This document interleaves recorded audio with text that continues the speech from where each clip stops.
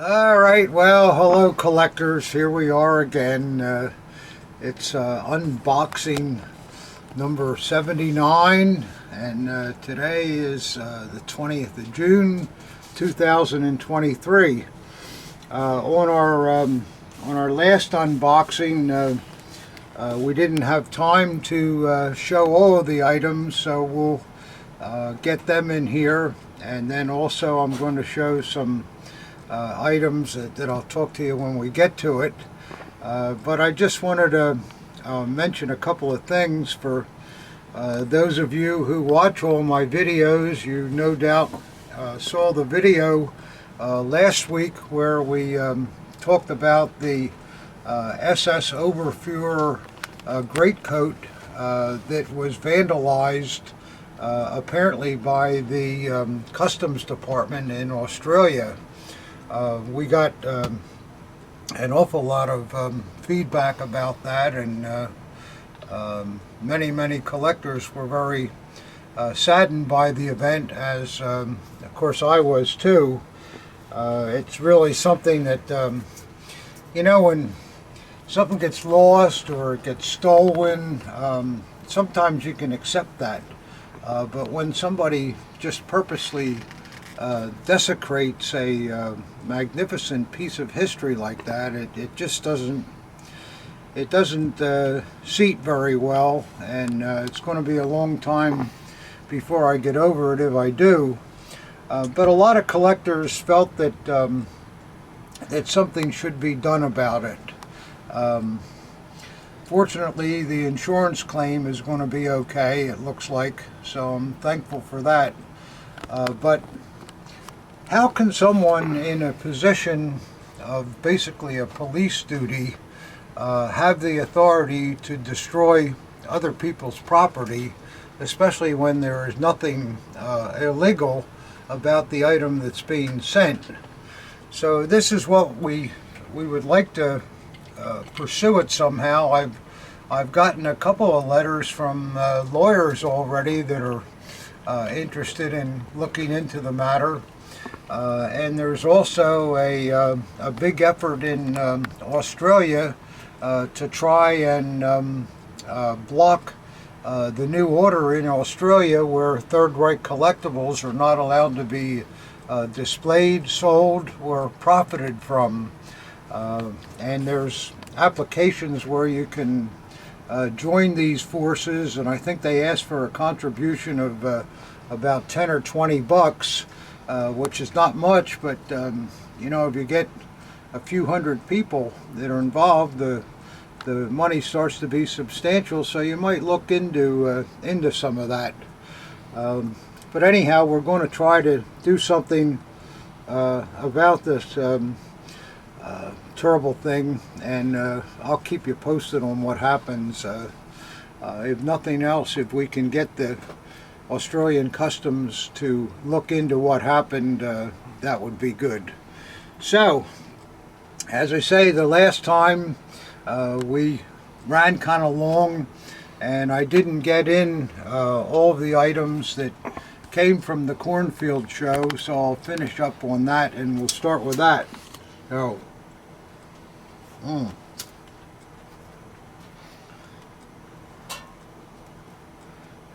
But first we have to start with that. So that's good. And as I always say, it's too early, but who cares? Cheers to you all. Ah, yeah, that's a good one. Just the way I like them. So, there's a couple things here that Robbie said have been laying around for years and haven't been on the site, so we thought we would show them too. This happens to be a pretty nice Ortsgruppe political leader cap. Got a great shape to it, good saddle shape, nice brim. Everything's in good order with it. No problems at all with the cap. The inside is still quite nice. It has the remnants of where the celluloid diamond was, but that's gone, but the stitching's still there. And I looked underneath the the flap here, and there isn't an RZM band, so I guess that somehow went with the wind years ago. But at any rate, that's a nice cap. Look how beautiful it's shaped. So that might be something somebody would like. And secondly, I think these are cool. These are small bowls. One's bigger than the other, and I believe they were like perhaps candy dishes or some type of serving dishes, and they're both in really choice condition. Neither one of them looks like it's ever been cleaned, and they come from the NSDAP owned hotel group, because we know that with the wreath around the swastika on the bottom, and then the hotel group beyond that, and they were made by Gebruder Hepp, who made most of the Deutscherhof and the hotel group things. The other one is also marked on the bottom the same. So there are a couple of pretty good items if you're collecting NSDAP silver. So, okay. And then next, I'll show you this this nice bronze. This bronze I like a lot, and for those of you that collect will know that this is Alta Fritz, Old Fritz, or better known as Frederick the Great.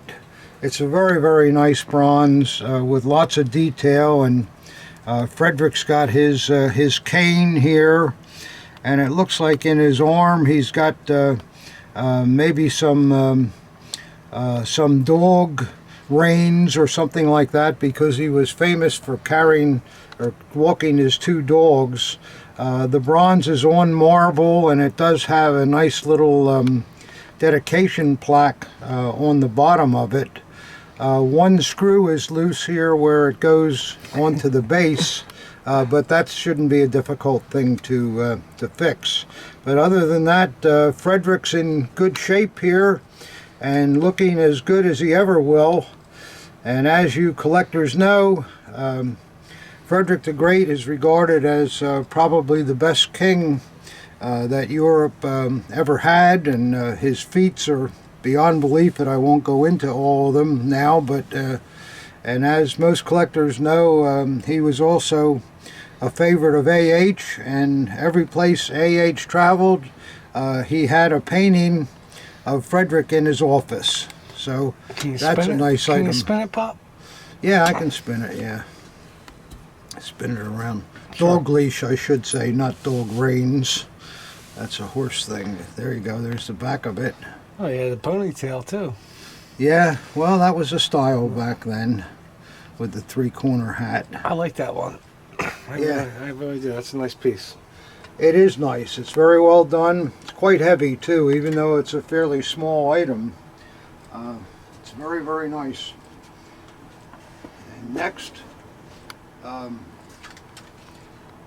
this one here. I'll show you another bronze that is really terrific. Oh, does it weigh a ton? Man, is it heavy. This bronze is on a...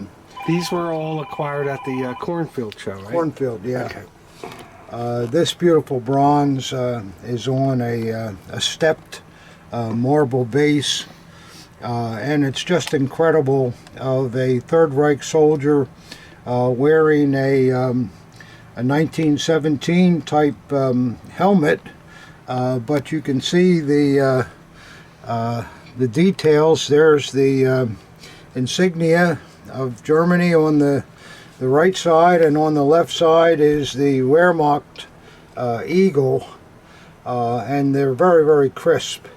And then also on the uniform, he's an NCO, but it has a great breast eagle here that's very easily discernible, with fine detail to the pockets and the Litzen on his collar tabs. Really tight detail on that one. That's a very nice Very, bronze, very yeah. tight detail. Yeah. It's a very, very fine bronze. This bronze was done by the artist Fritz Berberich, Berberich, and his signature appears on the reverse of it.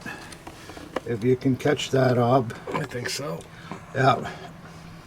And this particular bronze is also a little bit famous on its own because Berberich had shown this bronze at one of the house decor events that were run in Munich. So it's a very, very special piece and could not be better done. I mean, it's just beautiful, and as I say, it also weighs a ton. You got all that, Ob? Yeah, it's a nice piece. Yeah, I think it is too. Great piece. Good stuff, Pop. Yeah, that's something that's not cheap, collectors, but it's really a worthwhile investment. Nothing good ever is. No, you're right. This is relatively cheap though, and it is good.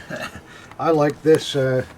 It's obviously for a hunting group, and it features little boar's tusks that have silver oak leaf sprigs in the center with a veteran's eagle in the middle. It's all on a velvet green with a wood backing. Kind of a nice thing to accent a hunting display, and as I say, it's not expensive. Trophy prize or just? I think it's purely decorative. Yeah. Purely decorative. But it's. What's the back look like? It's just a normal Yeah, just a hang. Okay. Yeah. mounting. No, nothing like that. Yeah. So that's that item, and let's look out, Fritz. I'm knocking Fritz over here, and we have a nice, really nice unissued police officer portapee, and it's the thicker type with the triple stitches. It's in unissued condition, still has the tie strings on it and the nice stuffing. So if you have a mint police officer sword, that's a real gem for that. Also, we had one of these not too long ago, and we have another one. This is the pewter plate, souvenir plate in pewter that came from the Nuremberg rallies. This was something that I think they sold a lot of them. It has all the party organizations' symbols raised out of it, and in the center is a nice picture or whatever resemblance of the Nuremberg city itself with the Nuremberg crest on top. Very nice thing that would be a nice display item with other Nuremberg stuff. And then when we turn it around, it's I don't think it has a. Yeah, it doesn't have a maker mark, yeah. But it's got that usual hanging triangular that's what you want to piece see there. is that hanger. Yeah, so that's a good item. Not real expensive and very, very nice. And lastly, from the cornfield show, I have a Himmler letter opener, and you're all saying, "Oh yeah, I know another one of those 60s fakes that Himmler made." Well, there are a lot of 60s fakes that go around, but this is not one of them. This is an original. It's got some age on it, but the gilded signature is still nice. The piece itself is quite nice with two edges on it, and it's a small roses damask. Yeah, it's quite beautiful. And then On the other side of it, Hold on one sec. Okay. on the other side of it, it has a shield of a knight with a sword, and I kind of think that may be possibly the logo of a company. Perhaps a company purchased this from Himmler as a gift to one of their good customers. I don't know. They may have bought several of them, but this is the only one like this that I've ever seen, and it is absolutely original. So that's kind of a cool thing. I like it. All right, and that's the stuff from the cornfield, and next we'll talk about and show you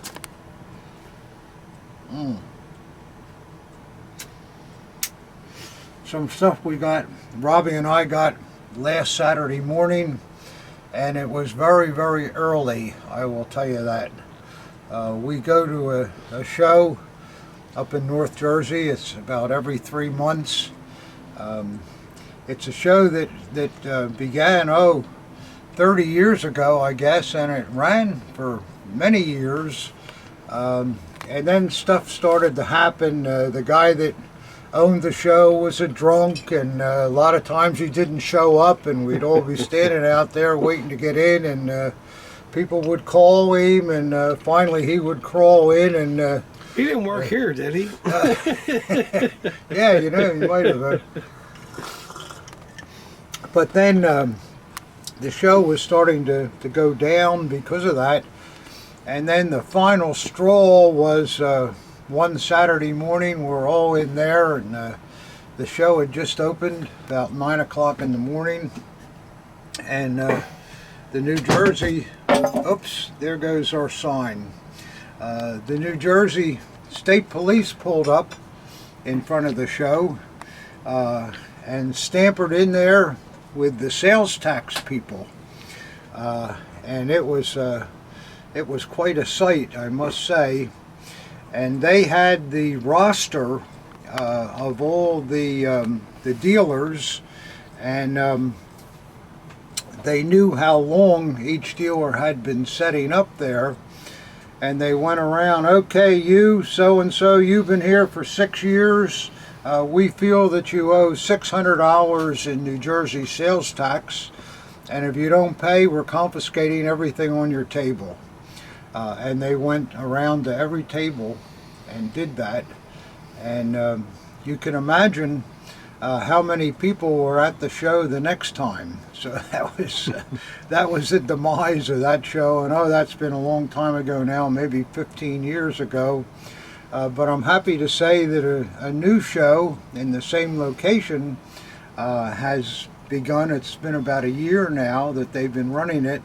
It's run by a very, very nice young couple, and they just couldn't be nicer to everybody. They have all coffee and donuts, and I saw somebody buttering up a bagel with cream cheese slopping all over the place, and all just for the attendees. I mean, just really nice.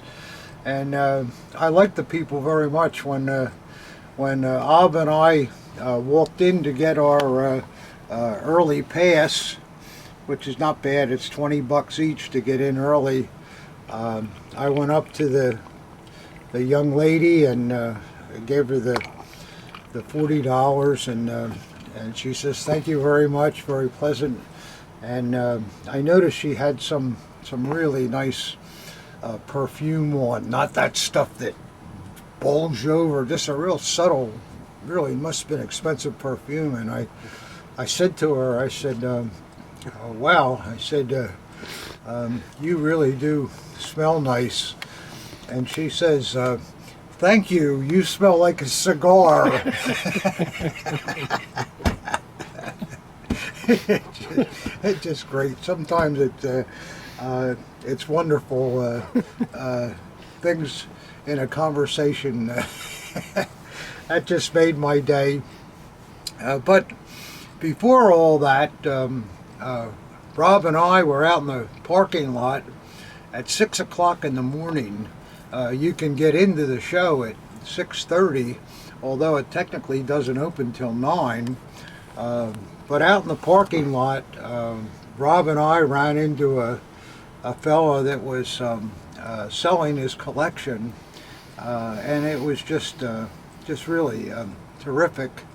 And we bought a lot of stuff and got done that in 10-15 minutes, and then we're in the show by 6:30, and then we're going around buying in there too.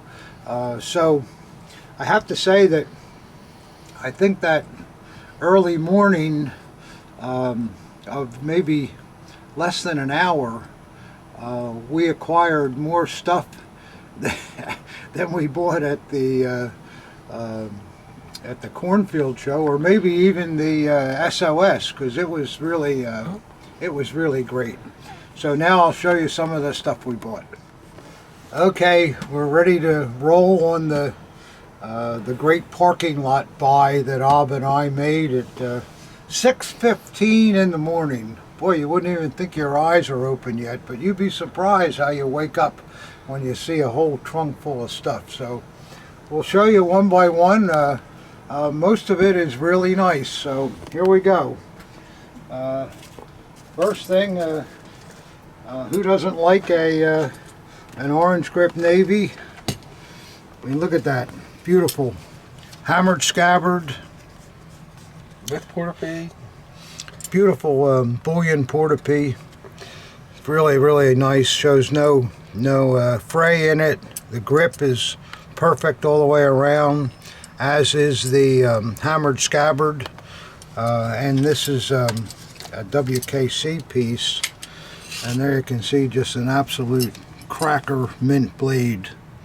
Beautiful. Valve anchor type. Really, really nice with the WKC stamping on the obverse ricasso. You collectors know that WKC preferred to stamp the logo on the obverse ricasso. And then there's the reverse, just as nice. So I think that that dagger is a real killer. The hangers come with it? And the hangers I'll sell separately or with it, whatever. Well, separately. But it's a real nice set of gilded aluminum Kriegsmarine hangers. They're in really good condition. The masks, the lion masks, match perfectly, and have the top part folded down. You know it's longer than that, and you can see there's just a tad of wear right on the edge there, just on the shorter strap, not the longer strap.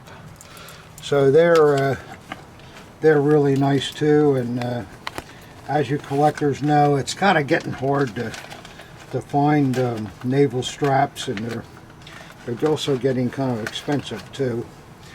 So there's those items, and next we bought just a standard navy. It's an Eickhorn.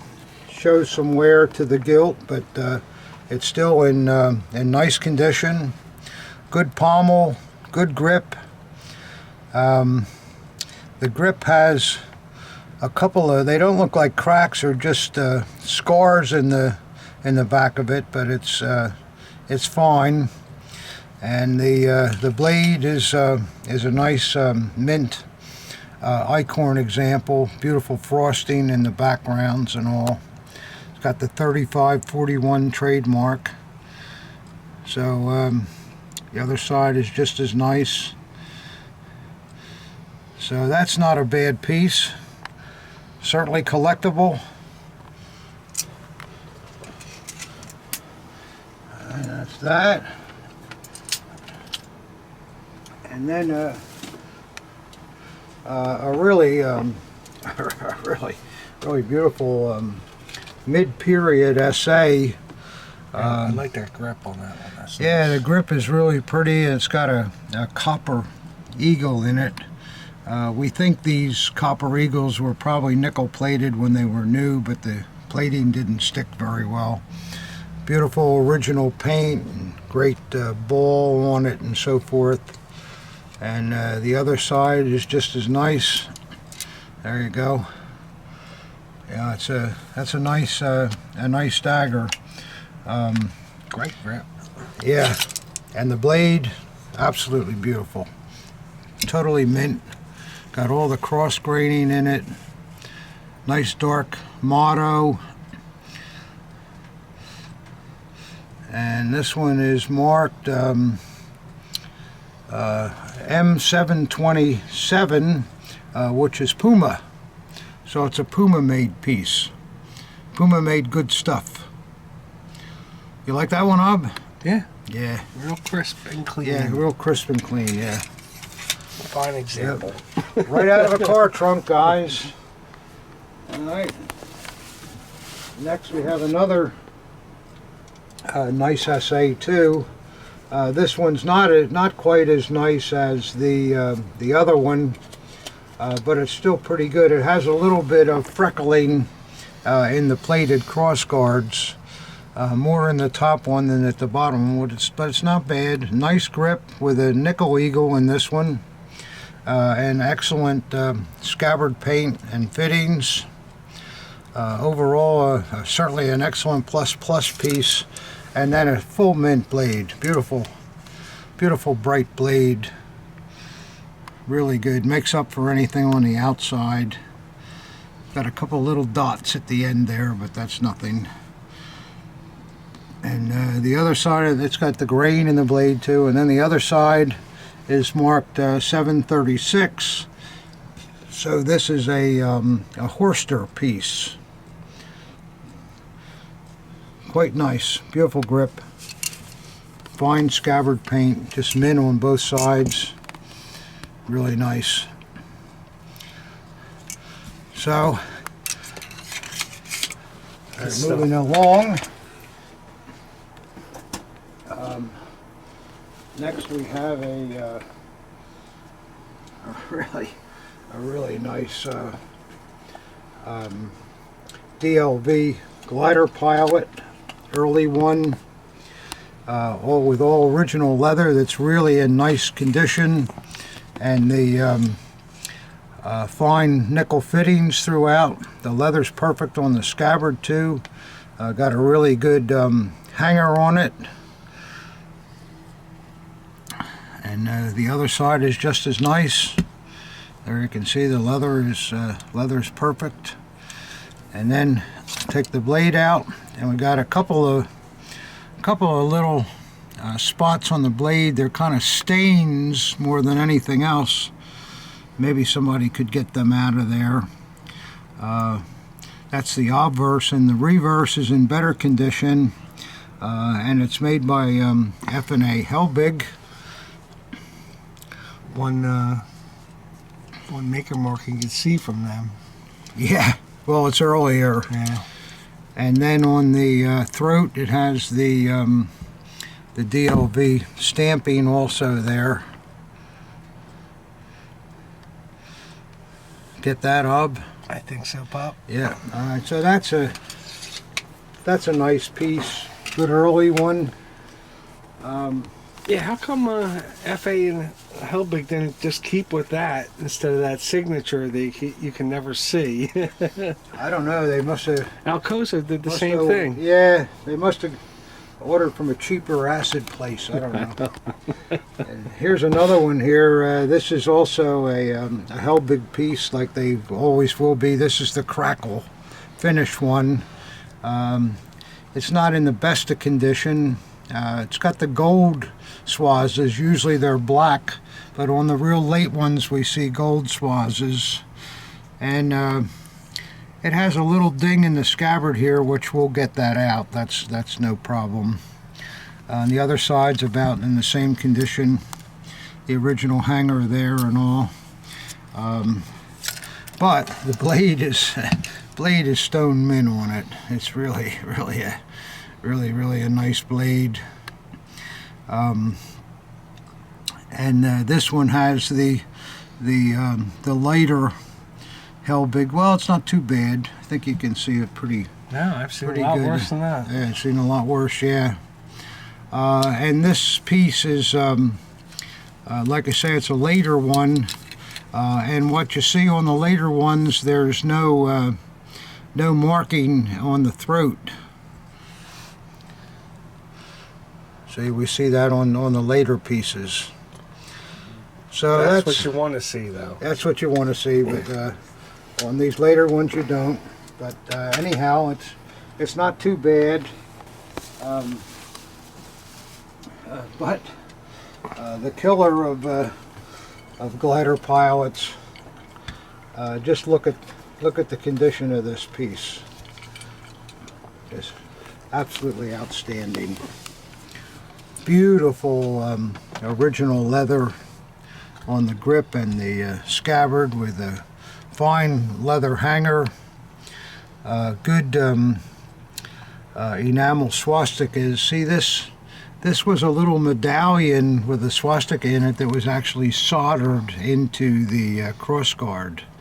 And that's on the early pieces. No, well, the earlier ones, yeah, not on the Helbig pieces, but on the early pieces it was, and it's the same on the other side. Beautiful outside, and then the blade is just as nice, just incredible with all the grain. They just don't come any nicer than that. Just let me guess, SMF or... No, what's even greater about it, it's a Balloon Man. Oh boy, yeah, that's the one there. Isn't that cool? Balloon Man, which is actually Gebruder Heller, yeah. But they use the Balloon Man as their logo on these pieces. And then it's got the nice nice stamp in the throat also. That's the DLV stamp, not NSFK. So that's about as good as glider pilots come. Boy, I'll tell you though, with the intricacies of all these different makers, it's you know, you can never learn it all. It's impossible. But it's so cool. It's so cool to see, though. You know. You can, but you have to live 200 years. 1,000 years. Well, you got to remember there were a lot of different producers. There were a lot of different companies that made fittings. The producers dealt with certain makers, and so you see variations. They put them together differently. There's just, but I know it's complicated, but once you get used to looking at these things, it's hard to see a lot of material, I know, but everything you look at, maybe write down the things you see, and then next time you look at one and compare it with what you saw before, and that's a good way to try to learn. It's easy to learn this, though, I'll tell you. No study at all. Okay. That's easy, yeah. That's easy. And then next, out of that car trunk, here we go, a really nice Teno hewer. It has the frog. The only problem with the frog, it has the strap, but the end of the strap is broken off. That doesn't surprise me. Yeah. Well, it's rare to see one that's still whole. So, but that's the way it is. But the hilt on this is in excellent condition. I don't even see any.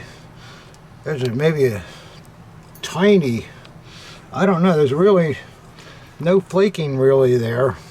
Maybe right here next to the gear wheel, but that's you're spinning it so much I can't get that. That's hardly a flake, but that's about all. The rest of the hilt is really in good shape with nice grip plates in perfect condition. The scabbard is got the original paint, which is still nice and bright. The fittings are in perfect condition. I'll show you the back too. It's really nice. And then it has a fine blade on it, which is perfect. The You know, they have that Bowie shape. The blade is actually the same as they used in an RAD, but on the Teno it doesn't have the motto on it, of course. But then what you see on these blades too, on the earlier ones, there'll be a serial number that's stamped on the ricasso beneath the crossguard, but on the later ones it's etched. And this has the etched number. And what's interesting too, normally on these Tenos, we'll see the matching number stamped into the throat. This example is a later one, and it has the number etched in there. It's getting kind of light, but you can still see it. That's why it's so light. It's etched. Yeah, it's etched. It's not stamped, but it does match. It's not very often you'll see an etched What's mark the on the what's the scabbard. number, Pop? The number I'll read off of my tag. It's easier. The number. Okay. The number is 1906. You're not just making that up, are you? I'm not making it up. Not today. Okay. Not today, anyhow. Yeah. Okay, guys, we're still moving along here on this trunk buy. And let's see. Next, we got a really nice RLB officer. Look at that baby. The leather is perfect, original. The fittings have never been cleaned. Almost all of the enamel is in the grip button, and the other side is just as nice. Really a high quality RLB officer. One of the first ones made. I checked out the center ramp, and the center ramp is plated while the other ramps are nickel, which that tells me this was originally issued as a first model and was converted to a second model. You can tell that by checking the center ramp. Do you think they did that a lot? Oh yeah, they did do it a lot, yep. That's why you don't see very many first model daggers. Yeah, it makes sense. Yep. And I'll show you the blade on this. It's really a honey. Very fine, nice blade. Let me guess, Wyersburg? Yeah. Yeah, that's what it is. It's really a high quality piece. When you hold these early Wyersburg and early Alcozos in your hand, you know you got a quality piece here. So that's I like that one a lot. So that's good. And, how many RLB officers could there have been? Seriously, I mean. Well, a lot really. Remember, every little town had some type of an air raid wooden structure. Yeah. Plus the RLB helped with a lot of other things too. So there were quite a few of them. Obviously. Yep. And then speaking of RLBs, how do you like the condition of that one? Boy, that's a beauty too. Yeah. Nice paint, all nickel fittings. Nice button, still has some of the silvering in it. It looks like the swaz has been touched a little bit, but it's not bad. Now, these are the ones I can't stand because the hangers are so Yeah, the delicate. hangers you really got to be careful of. It was a very poor design, but in the case of this example, it's still in nice condition. It's not bad. And on the other side, the paint is just absolutely perfect on the scabbard. Beautiful fittings. And the blade is just remarkable. Full mint blade there with all the cross grain. It's like a mirror. Yeah, it's really, really beautiful. And guess who made that one too? Wyersburg, yeah. Real high quality. Yeah. Yeah, they really, Wyersburg really made some nice RLB pieces, as well as others too. Their postals are nice too. So that's a good piece. And let's see what else we got here. I didn't think that guy's trunk was this big. Yeah. This is a a second Luft, of course, and you collectors by now, I'm always telling you about these rounded type scabbards as being Alcozo, so you may have guessed that one by now. It has a nice white grip. It's got a little crack in the back of it. It's not threatening anything, and there's no material missing, but it is there. Nice Alcozo mounts.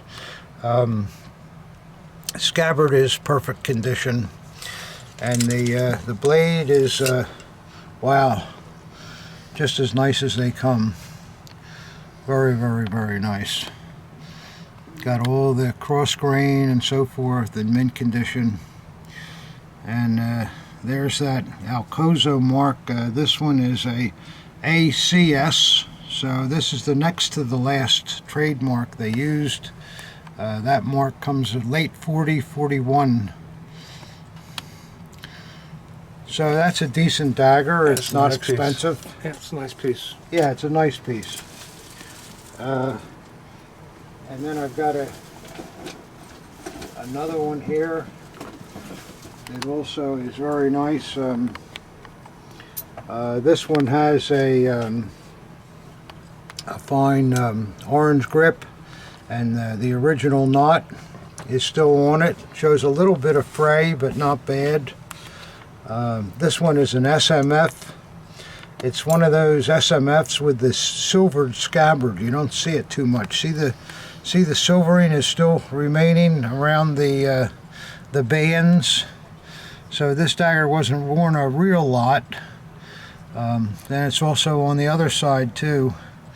And these bands on this piece too, they're not the usual aluminum ones you see on SMF. They're plated, I think, because of the higher quality scabbard. And then it has a nice nickel plated SMF blade in just about full mint condition. It's quite nice. And then on the reverse is the SMF trademark with the Waffen amp, as we normally see with SMF pieces. Good drink. Okay. So long. Okay. Okay. And we still have, not to bore you, but we still have another second model Luftwaffe from this deal. And this one, I think you guys will really, really like. Just look at that. What a beautiful sight.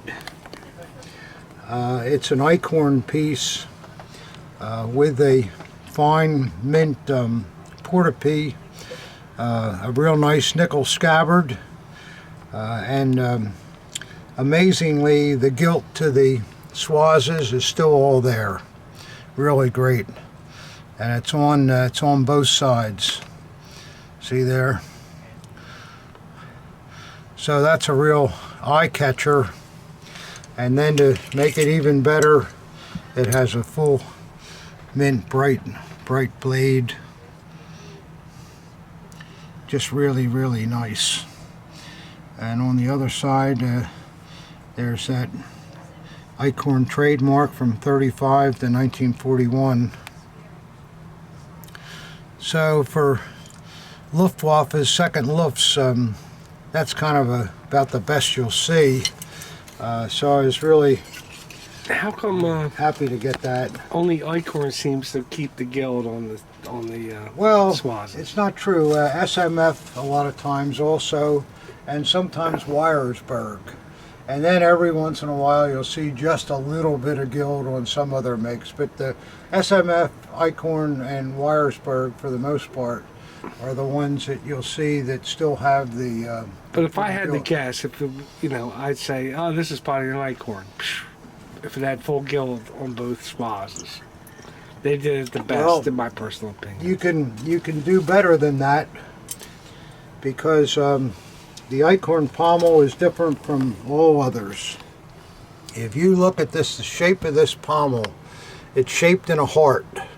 You see how that has a heart shape to it? Yeah. No other pommel has that shape, just Eickhorns. So if you see that shape right away, you know it's an Eickhorn. And even better if it has gilded swazes. They also, the cross guards on Eickhorns always had the engraved oak leaves and acorns on the top of the cross guard. And also, if you see, and that's actually another thing you need to look at when you buy Luftwaffe daggers, is that top of the cross guards. Yeah. They're all different. Every maker. Well, I list all them in my Luftwaffe book and show them. Oh, is that available for sale? Maybe. Could be. Another thing, if you see an Eickhorn dagger and it's got a white grip, the grip is replaced. There's no such thing on an Eickhorn dagger, unless of course it's an ivory grip, but they only made the yellow grip, which turned to orange on a lot of them. So you don't want to see a white grip on an Eickhorn dagger.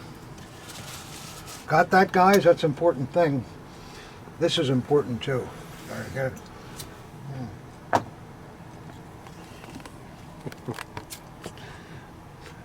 I don't think that's an Eickhorn cigar. No. No, it's got the wrong trademark on it. Wrong vintage. Yeah, when are you going to start smoking those Goering cigars? No, I'm not going to do that. No, got to keep them. And here we have something that I think is a real gem. You'll see, guys, that this is a first model aluminum Luftwaffe. The leather is pristine on both sides. Beautiful aluminum fittings, nice aluminum chain, and it has the gilding to the sun wheels on both sides, still being 100%. I'll show you the other side too, in case you don't believe me. Ta-da, there it is. Little rub there, but it's nothing. And the scabbard is perfect on the other side too. There you go. And who's the maker on that, Pop? Well, that's what's so great about this piece. I would say SMF, but well, it wouldn't be SMF because the pommels are shaped differently on SMF. See, that's what people need to know. They're shaped differently on Eickhorns too.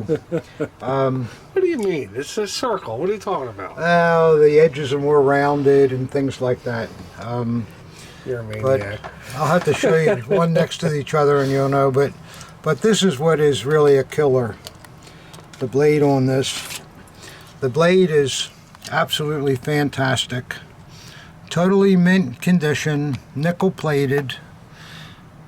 But what do you see this, guys? Ready for this, Ob? Go ahead. All right, take that one in. Come on. Isn't that wonderful? Isn't that wonderful?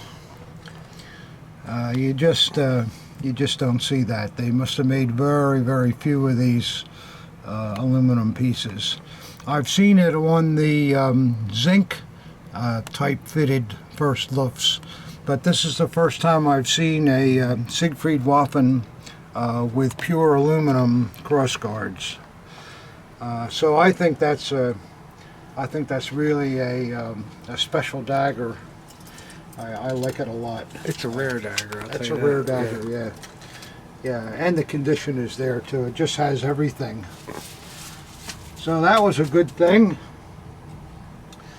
And oh, here's another lift one. I didn't know we had more here. Yeah, oh yeah, but this one's nice too.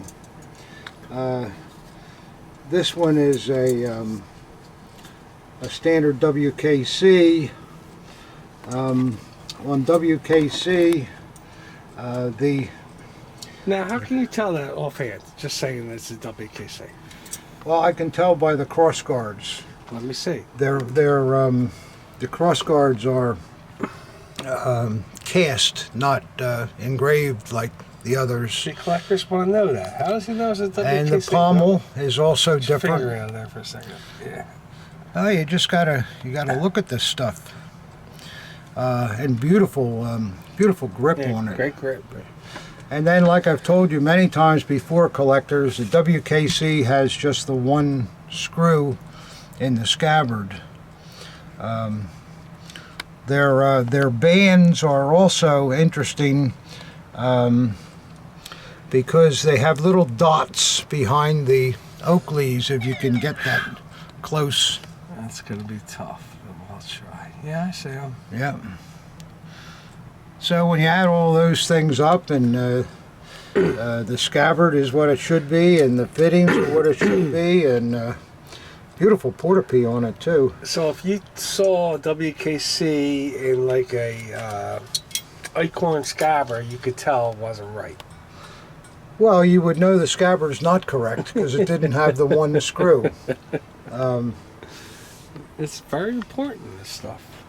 Well, if you want to be 100% correct on everything, yeah. I mean, there were, let's face it, scabbards got switched around over the years. Some of the real late pieces had generic scabbards and so forth. But for a true 100% original piece, it's always nice when you have everything that conforms to what it's supposed to be. And I think the blade, yeah, the blade is stone mint on this one too. Lots of grain in it, and yeah, it's a nice piece. Yeah. Well, it's got a couple of little spur right. That's no big deal. No big deal, no. And of course, there's that WKC trademark on the back. But that's a nice dagger.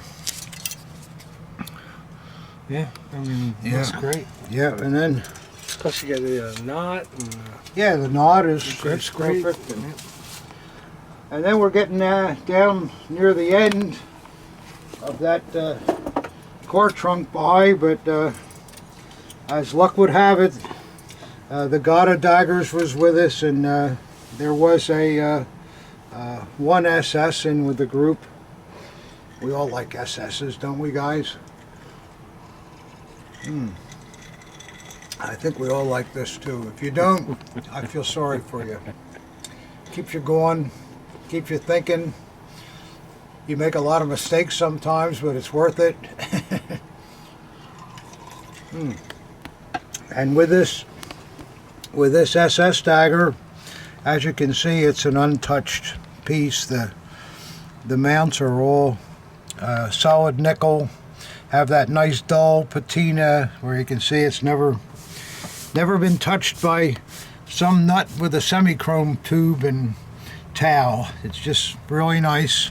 The ball looks okay, but it does have a hit in the bottom of it. Dropped once. Yeah, dropped once right on top of a blade or something. But it's not bad though. You don't really notice it that much. The anodizing is still good. I like the grip, the way this great center rib is and all. This is a Richard Obwer Herder piece, and then on the back of it, it's still in good condition. The hanger's good. The leather's not ready to fall apart. It's got the early nickel clip. This is the hanger you'd want to see with this dagger. And then it also has a belt loop. And then it's the blade is not mint fully, but it's still really nice. It's nice and bright. It has a couple little smudges on it, but it's not bad at all. All the cross graining is there. Then on the other side is say just a couple of little smudges, not mint, but like I say, it's bright and it's still nice. District mark number 1, and there's that Herder trademark with the diamond on it. And like I've told you before, with these Herder pieces, if you took this piece apart, which you wouldn't want to do because it's never been apart, you'll most likely find that diamond raised out of the tang. At least that's what we find them to have. So that's a good piece. And then lastly, I guess we always Saved the best for last. And this was out of the car trunk too, guys. There you go. Ta-da! An Eickhorn government official. Look at the way those wings sweep out. Just really, really beautiful. And the knot appears original to it too. It's a smaller knot. It's not as small as some of them, but it does appear original. Beautiful grips. The spanner nut may have been out once or twice, but it's not gouged up at all. Oh, I've seen much worse than that. Yeah, yeah. It's so that's pretty good, and the grip plates on both sides are really pretty with their swirls and twirls. These plates, by the way, were meant to resemble mother of pearl, but they're actually made out of a celluloid. I have a mirror upstairs from the 30s that the whole mirror is made out of this same kind of celluloid. And then it's got the nice Eickhorn scabbard with the nice Eickhorn bands. And you can tell it's an earlier piece because it has the two headless screws on each side of the scabbard. The thick throat that Eickhorn was famous for, but look at that eagle. Yeah, that cross guard is something else. I'll tell you. Oh, just fantastic. And the huge wreath and the way the wings swerp up, just beautiful. And then, as luck would have it, the blade is completely stone mint. Really, really beautiful blade. All of the cross graining. That's a beautiful piece. And there's the Eickhorn trademark on the back.